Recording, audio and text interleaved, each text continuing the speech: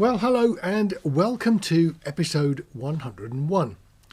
And I've been having some issues back at home in the studio there because I've been recording for quite a long time now. In actual fact, according to the date on the machine, 2018, on an i7 PC, which in 2018 was pretty good. And it's gradually got slower and slower and slower. And I decided it was time to change. And I've got nothing against Windows, but I've decided to buy a Mac. I've got a MacBook.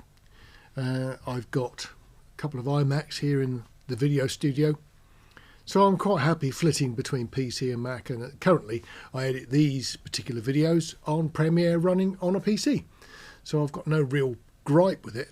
Apart from the fact that I figured that for music, maybe it was time to shift to the Mac. So I bought a Mac Mini, a Pro 2. I'm quite pleased with it. Or more accurately, I should say, I will be quite pleased with it because it's taken absolutely ages to get the thing going. I've got a fairly busy sample package library, and I hadn't realised how many I got and how much storage space they were taking up. So, having got the Mac Mini, I've been trying to fill it up. Well, I've got loads of external drives now hanging off it. So I've got the computer itself, which doesn't have any of the samples on if I could avoid it. A few had to go on there because they just refused to install anywhere else. But there's a terabyte of solid state drive as well that's in a little adapter that I bought. I've also got at the moment about 4 terabytes worth of extra storage that I'm gradually filling up with mainly Native Instruments stuff and Spitfire audio stuff. So that's the history. I then came to a little bit of a blockage because in that studio I've been using a Presonus Firepod. I quite liked it, and that was a replacement for a Tascam that I've still got, and the Tascam is actually here in the studio. It sits in the edit suite, and over the last few months I've discovered that this Tascam has got some really weird things going on with it. If you record something on it, like a tone, if you record a 1K tone, when you play it back and look at the spectrum analyzer, there's all sorts of weird and wonderful, spurious things. There's troughs and spikes at all sorts of frequencies that shouldn't be there. So the Tascam is obviously past its sell-by date. The Firewire interface that I do like because it sounds nice. It's got some facilities that I like. I'm sort of quite fond of it, really. But that means messing around with, well, so far, 4 adapters.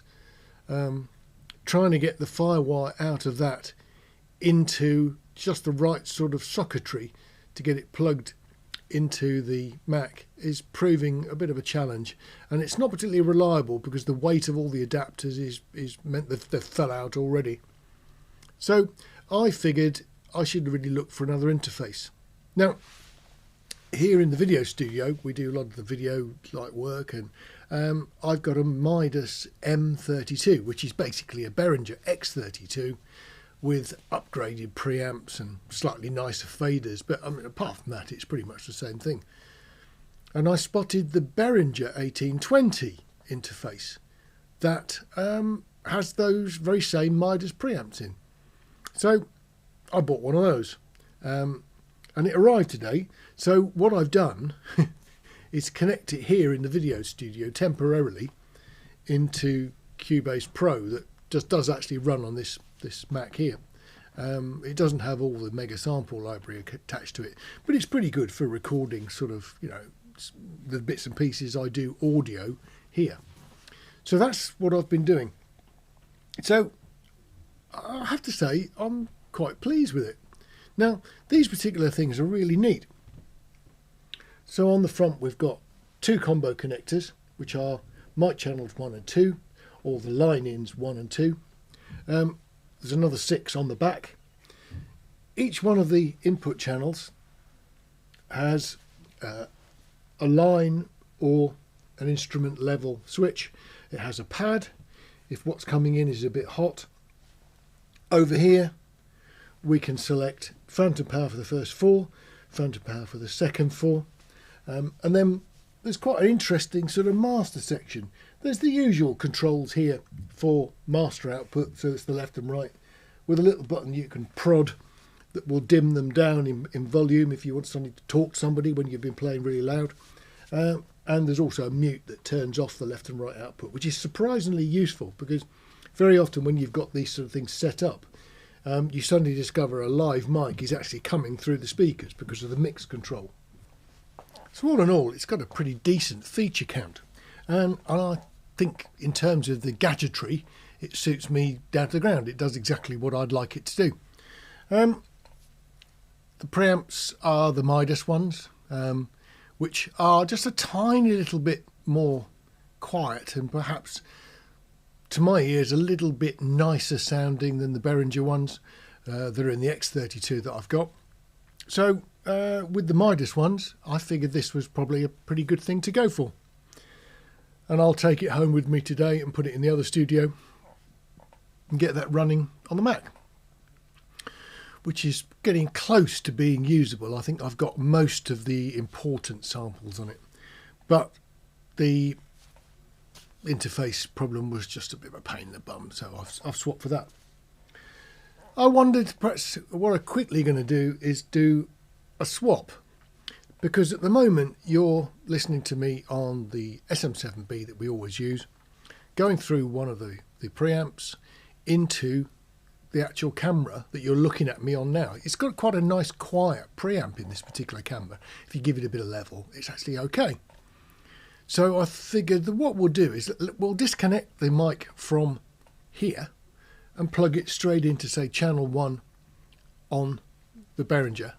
Turn the preamp up nice and loud and have a listen to how noisy it is without the benefit of the sort of cloud lifter style preamps. I mean, the one that I'm using in actual fact is an Imperative Audio. It seems to be the one that does the job for me at the moment. So that's what's actually in circuit now that you're hearing.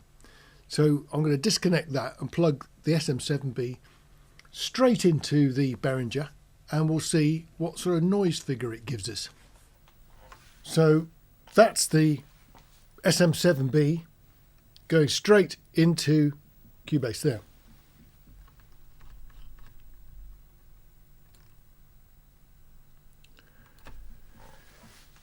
I'm probably going to have to normalise that, but it'd be interesting to see what sort of noise figure we've got. And that's the preamp 1 gain up full.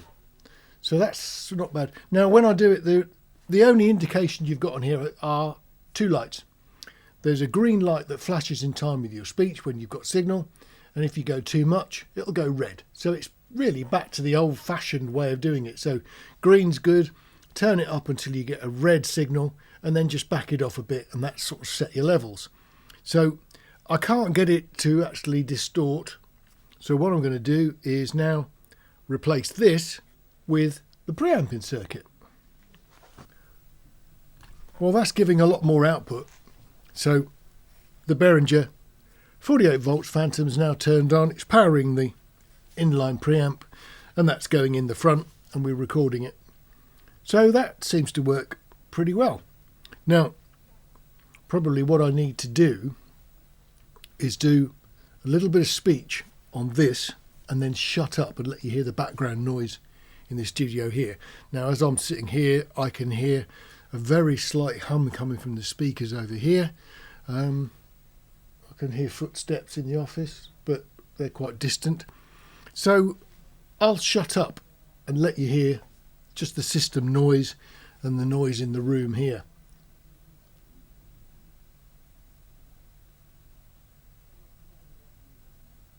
And now I've reverted to feeding the SM7B and the preamp straight back in the camera.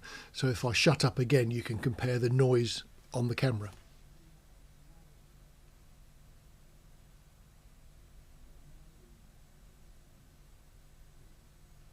Well, all in all, I'm quite pleased with this. It seems to do the trick rather nicely. let's have a look at the back of the thing and you'll see what it's got on the rear. At this end we've got the usual DC input. So it's a typical wall wart style power supply with a detachable mains cable, and then it comes in at 12 volts on a little right angle connector. Rather nicely there's a little T-shaped bar at the top, so you can wind the end of that around there and make it a little bit more secure, so if you're worried about it being pulled out, you're safe on there. Typical, the old-fashioned square USB connector, that's quite normal. Got MIDI in, MIDI out, and then rather nicely a couple of ADAT ports. So with the grey connector, that's the ADAT Light Pipe 8 outputs. The one next door to it, black connector, that's the ADAT 8 inputs. So that's handy. I've got a few ADAT type connections I could use. I probably won't. And then SP-Diff is on here. So we've got a stereo output in digital and a stereo input in digital. Four line outputs there, 1, 2, 3, 4, and then another on the bottom. So it's got plenty of outputs. So in actual fact there's 8 possible line level outputs on there. Left and right masters, and then on this end we've got the other 6 XLR combi connections. So we've got XLR microphone inputs or jacks if you need them, so any combination of those two. And the ones on the back I guess are not quite so convenient as the ones on the front, but you can't really do much about that. Now looking at this, you know, it's quite nicely finished, and there is a bit, you know, it's quite a solid device. It's not particularly thick, but I must admit I'm quite impressed with that. Performance seems to be okay, and I shall just replace this in the rack that's got the Presonus Firepod and just take that out. I mean, Firewire as a connection system just seems to be fading away. I mean, I can still do some adapters to get it into the sockets on the Mac Mini Pro that I've got, but I just don't like adapters if I can possibly sort of do without them. So that's what I've got here for you. The Behringer 1820 interface. I'm quite impressed with it so far. I suppose really what's going to happen, it'll get stuck in a rack. There's probably a couple of knobs that I'll adjust from time to time, and probably just the gains on the first 2 channels. But I guess having it like this means I can take it out and do things. I can easily plug it into the MacBook. That'll be quite happy with it, and I can go and do sort of multi-track stuff, orchestras, choirs, that sort of stuff. 8 inputs for what I do is probably fine. If I really want to do more than that, then I've got the Midas that I can take out and do 32. But 8 is fine, I think, for most of the stuff that I do. Anyway, so that's what today's was all about. The Behringer 1820 and whether or not it's a good interface to sort of upgrade to. And they're not huge amounts of money, that's the best thing. So if you're after a budget interface that will just do the job, I can't really see a problem with this whatsoever. Anyway, look after yourselves. I'll see you on the next video. Take care.